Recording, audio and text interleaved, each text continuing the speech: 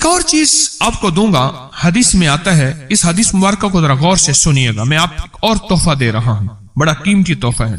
حدیث میں آتا ہے کہ قرب قیامت میں سال ایسے گزریں گے جیسے مہینے، اور مہینے ایسے گزریں گے جیسے ہفتے، اور ہفتے ایسے گزریں گے جیسے دن، اور دن ایسے گزرے گا جیسے شرارہ، چنگاری، آگ جلائے نا آگ، اس میں سے ایسے ایک چھوٹی سی چنگاری اوپر جاتی اور بجھ جاتی ہے۔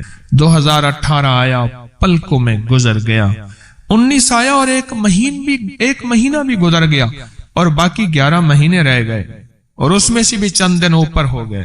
اگر آپ چاہتے ہیں وقت کی برکت، دنوں کی برکت، زندگی کی برکت اور لا علاج بیماریوں سے چھٹکارا، تو آج ایک ٹوٹکا بتاتا ہوں۔ جو بندہ یہ چاہتا ہے کہ اس کے وقت میں برکت ہو، سنیں غور سے، عمر صحت مند چاہتے ہیں، لمبی عمر چاہتے ہیں، یا مختصر وقت میں برکت چاہتے ہیں؟ میں حیران ہوا، حضرت حکیم الامت رحمت اللہ علیہ کے ایک خلیفہ، ان کا مزاج تھا کہ جب خط ان کا مرید ان کو لکھتا تھا تو اسی خط کی بیک پہ مختصر سا جواب لکھ کے بھیج دیتے تھے۔ اب ذرا جواب سنیں، سوال کہ مرشد آپ کی دعاؤں سے، اللہ کی رحمت اور توجہ سے میں روزانہ 1.25 لاکھ دفعہ اس میں ذات کرتا ہوں، اللہ 1.25 لاکھ دفعہ نفی اسبات، 1.25 لاکھ دفعہ درود پاک، 1.25 لاکھ دفعہ استغفار، 10 پارے قرآن کے، 100 نفل، یہ معمولات۔ وہ پرائمری کے ٹیچر بھی تھے، مسجد میں 5 وقت کے امام بھی تھے، جمعہ بھی پڑھاتے تھے، مفتی تھے، لوگوں کو مسائل بھی بتاتے تھے، بال بچے بہت سارے تھے، ان کی روزی روزگار کے لیے محنت بھی کرتے تھے، اسکول میں وقت بھی دیتے تھے، اور یہ معمولات بھی کرتے تھے۔ ایک عقل انسانی تو نہیں مانتی کہ یہ کیا ہے، لیکن رب جس کے وقت میں برکت دے دے، اللہ کے لیے کون سی دیر ہے۔ ہم تو اپنے وقت میں برکت ہی چھنوا بیٹھے، ہمارے وقتوں میں برکت ہی ختم، ہماری زندگی میں برکت ہی ختم، ہمارے لمحوں اور ساعتوں میں برکت ہی ختم ہو گئے، ہم تو برکت چھنوا بیٹھے۔ جو شخص یہ چاہتا ہے کہ اس کی زندگی میں برکت، اس کے وقت میں برکت، اس کی صحت میں برکت، ہر وقت مریض ہے بیچارہ، ایک بیماری سے نکلا دوسری سے نکلا تیسری، ایک روگ سے نکلا دوسرے روگ سے نکلا تیسری، ہر پل کا روگی ہی روگی ہے۔ گھر میڈیکل سٹور بنا ہوا ہے، کبھی حکیم کی دوائیں، کبھی ڈاکٹر کی دوائیں، کبھی ادھر کی دوائیں۔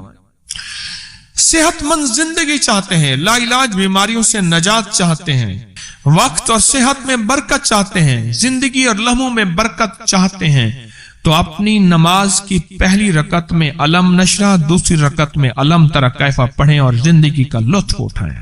نماز کی پہلی رکعت میں سورت علم نشرح اور نماز کی دوسری رکعت میں سورت علم تری کیفا فیل، یہ پڑھیں اور اللہ کی قدرت اور رحمت دیکھیں اور اللہ کا فضل اور کرم دیکھیں۔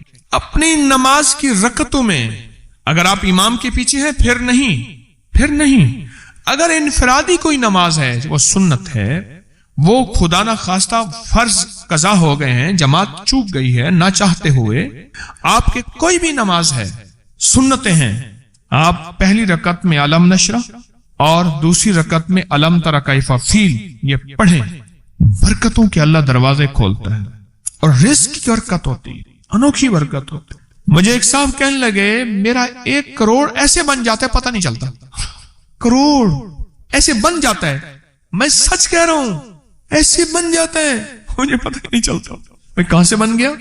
اللہ نے وہ برکت کے خزانے مجھے دیے ہیں۔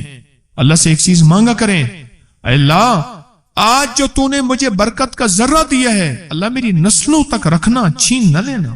ہاں اللہ مجھے اگر تو نے برکت کا ذرہ دیا ہے، اللہ یہ مجھے نسلوں تک دینا، اللہ مجھ سے چھین نہ لینا۔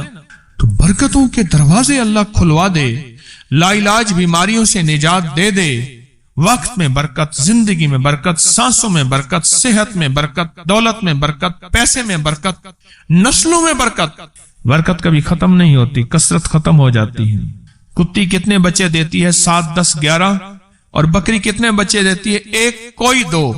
اللہ نے آنکھوں سے دکھایا ہے کہ بکری میں برکت ہے، اس کی وجہ یہ ہے کہ بکری میں حلال ہے اور برکت ہے، اور کتے میں کثرت ہے اور حرام ہے۔ اللہ کتوں کو ختم کر کے دکھاتا ہے، اللہ حلال کو بڑھا کے آنکھوں سے دکھاتا ہے۔ پہلی رکعت میں سورت علم نشرہ اور دوسری رکعت میں سورت فیل۔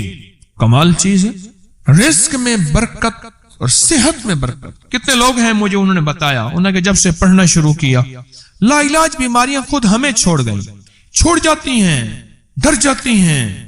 اس وظیفے میں اتنی طاقت، اتنی تاثیر اور اتنی قوت ہے۔ پہلی رکعت میں علم نشرہ اور دوسری رکعت میں علم تر کیف فیل۔ کیا کمال ہے اس میں، کیا تاثیر۔ معمول بنائیں گے اور اس سے ایک انوکھی روحانی کیفیت شروع ہوتی ہے۔ اگر میں اس کے واقعات بتانا شروع کر دوں، میرے پاس بے بہا واقعات ہیں۔